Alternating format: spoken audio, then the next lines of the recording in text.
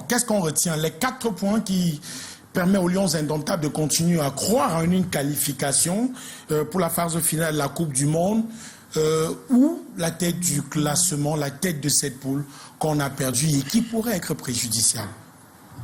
Ce qu'on retient, c'est comme l'a dit Georges, on a commencé ces 2 matchs étant premier. Nous en sortons étant second. Et même si nous avons encore notre destin entre les mains, nous devons aller le justifier à Praia.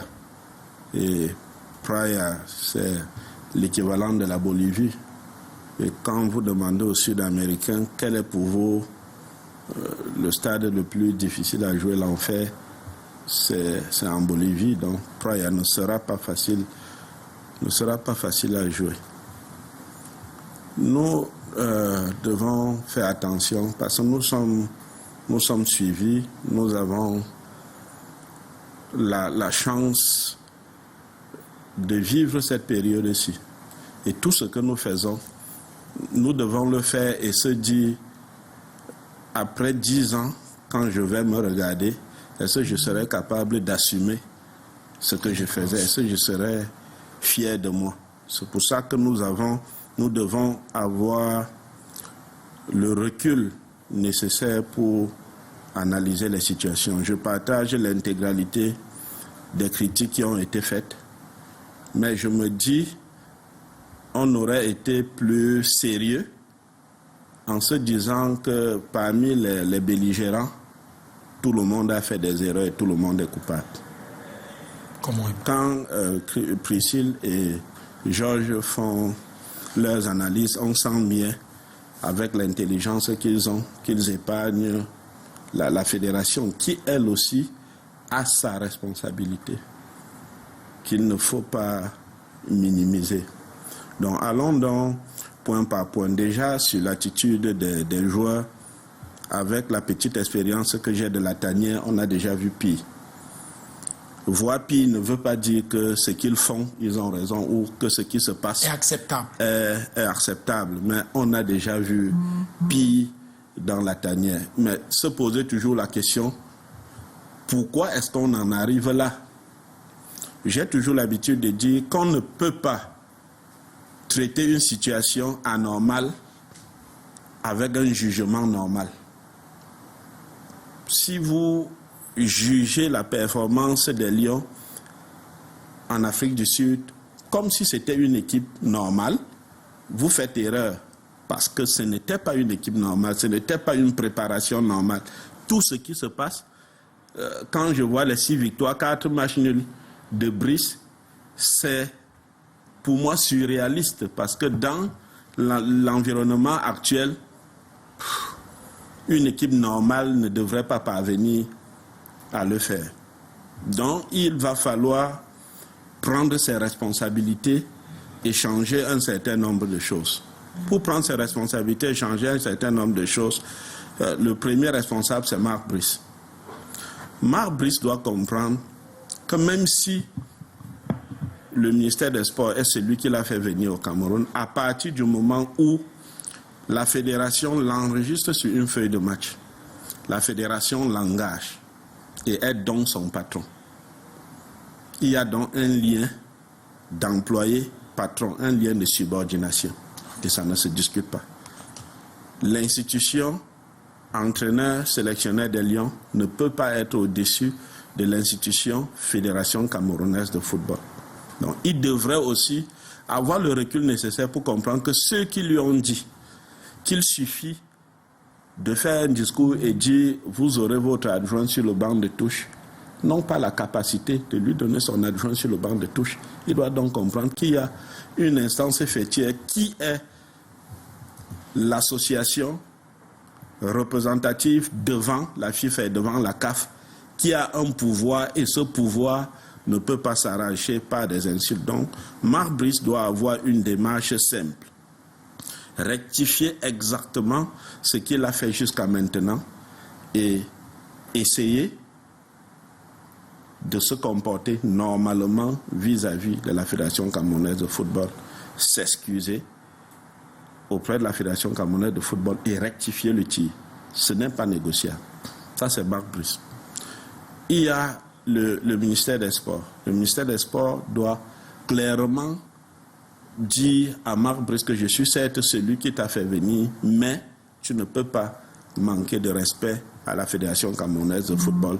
Le président de la Fédération camerounaise de football, en dehors d'être une icône incontestable, est le patron de l'instance fêtière du football. Donc, vis-à-vis de lui, tu lui dois respect et dévouement. Il doit le faire. Les sorties de Brice, comme celles dans un journal belge, sont suffisamment graves pour qu'il ne suffise pas de faire un redressement en privé. Il faut le faire de façon claire et en public. Parce que lui, c'est l'employé. Il y a la Fédération camerounaise de football. La Fédération camerounaise de football ne peut pas jouer au même jeu que Brice. La Fédération camerounaise de football, c'est l'instance qui gère le football au Cameroun. C'est l'instance à qui profitent toutes les victoires du Cameroun. S'il y a une qualification aujourd'hui, celle qui tire le plus grand profit, c'est la FECAFOOT. Donc aujourd'hui, la FECAFOOT ne peut pas dire, puisque cet entraîneur se comporte mal, la meilleure façon de le sanctionner, c'est répondre au coup pour coup. La FECAFOOT, comme institution, ne peut pas le faire.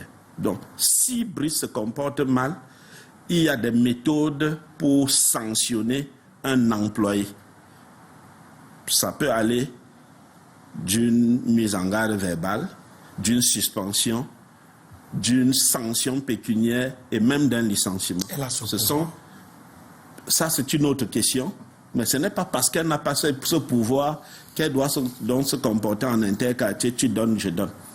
À partir du moment où la fédération assume que Marc Brice est l'entraîneur des Lions, elle doit aussi respecter les canaux qu'elle connaît. C'est-à-dire le patron du banc de touche, c'est l'entraîneur. L'entraîneur, c'est lui qui repartit les tâches sur le banc de touche. La FIFA et la CAF ont soldé cette affaire-là en instituant qui sont ceux qui peuvent prendre la place sur le banc de touche. Et quand on parle des officiels, la seule exigence qu'on donne, c'est que vous devez avoir un médecin. Pour le reste des choix, le patron du banc de touche, c'est l'entraîneur et c'est lui qui repartit les rôles. Donc je pense que refuser à l'entraîneur son assistant, par exemple, sur le banc de touche, ne saurait se justifier.